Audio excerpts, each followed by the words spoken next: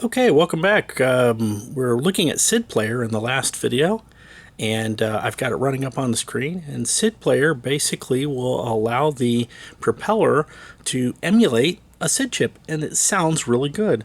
Let's run a couple SIDs and check it out.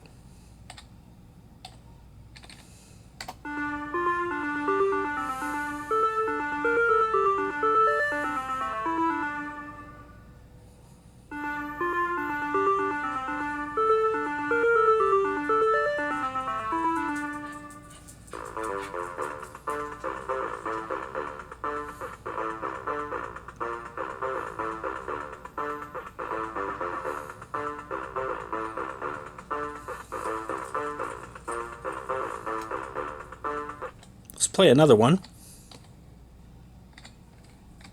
These are SID DMP files, and you can get them from the Propeller Powered website. We've just got a ton of them up there.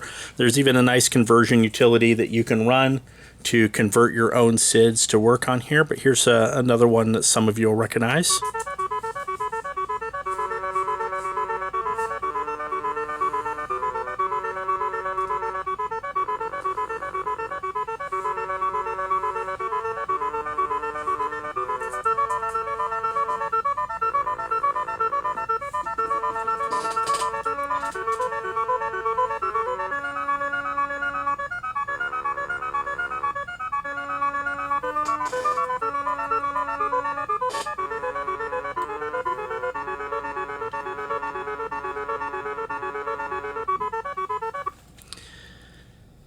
Let's see, let's just run one more here.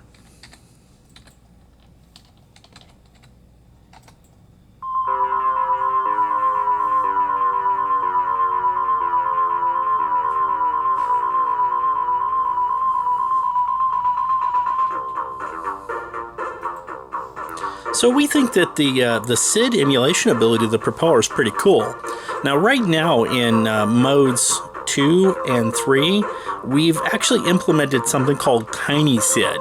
And what it is, it's basically a one voice SID pluck command. But one of the things that we're getting ready to do, or that is on our list, is to actually bring this SID cog ability that we're playing with here into the basic and make it available via the I2C commands. So this is an enhancement that will be coming soon. Now we've got the basics already in place, but you'll be able to do quite a bit more as we move forward, and this is just a little taste of what's to come.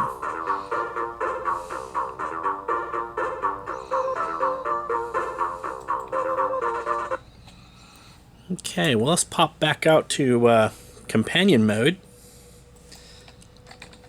And I'm going to show you another program example of the kinds of things that we're expecting out of the Mode 4 of its capabilities. And we've got a binary demo here that sort of shows it off, so I'm going to run that program.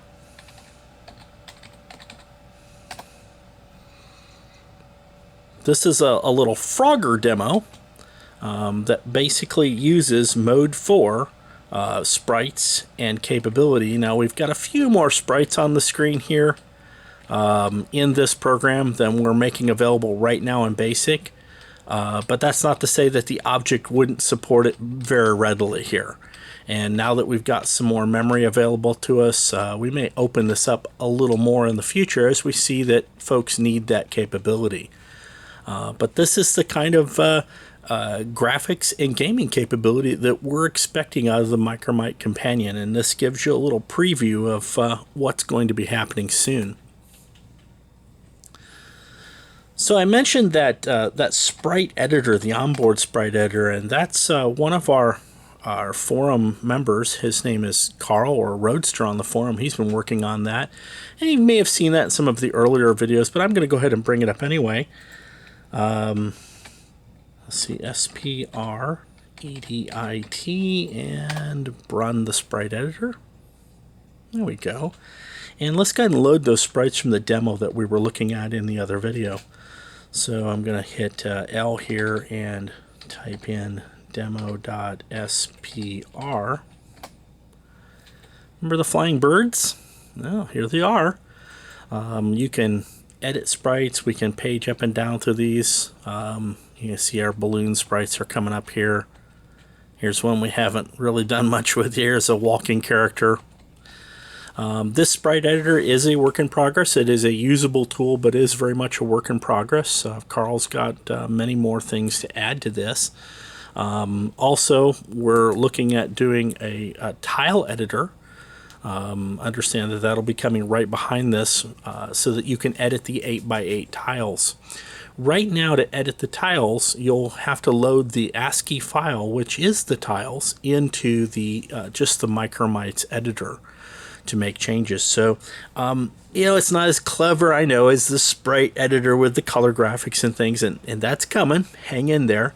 But you can load those other files into the Micromite and make changes in them there. Let me show you what the tiles file actually looks like here. These are the background tiles from the Flying Birds demo in video 1. And everything is laid out in ASCII. It's just made easy to understand, so that you can go in here. Even if you have to use the ASCII editor, make changes, you can go in here and make changes to characters and make changes to tiles. See that one in the middle? That's actually the 0, and the F's are white. So we could change the zeros, which are going to be the background color, which is black in this case, and use numbers 1, 2, 3, 4, 5, 6, 7, 8, 9, A, B, C, D, E, and F to pick the colors of the pixels in the tile. So really easy to work with. And then, of course, we've got our map file, and the map file determines what the background map is going to look like. It's an easy way to load your background maps.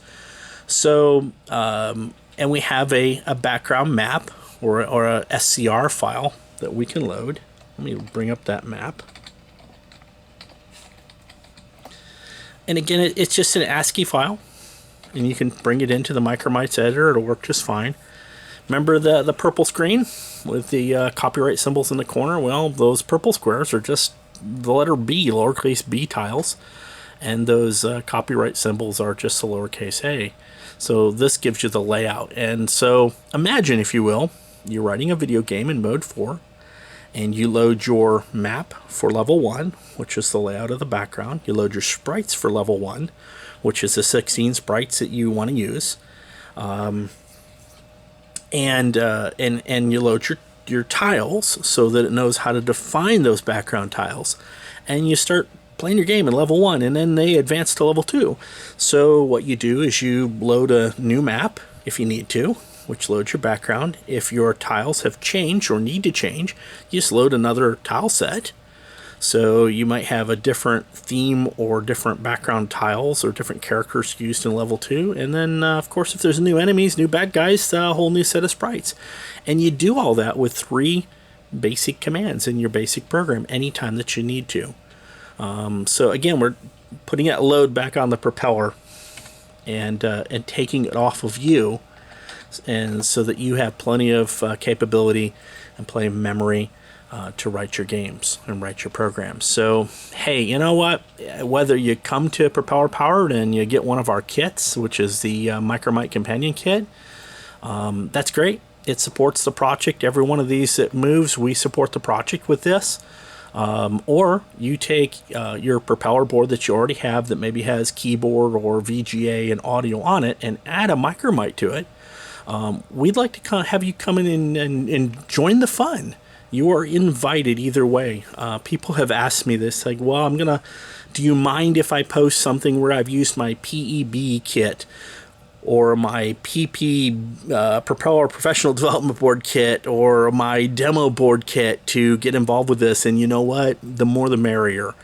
We want you to come over. If you've built a Frankenstein MMC out of a propeller board that you have, post it up. We'd like to see the pictures of your Frankenstein, of what you put together, and join us over on the forums. The forums are forums.propellerpowered.com. And naturally, if you don't have any of the equipment to get started, we would invite you to come get a kit.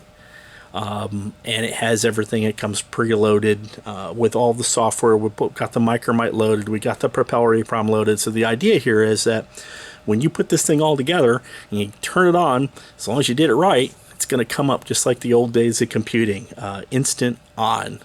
I kind of miss those days. So we'd like to invite you to the world of what I call modern retro computing. Hope to see you on the forums. Talk to you soon.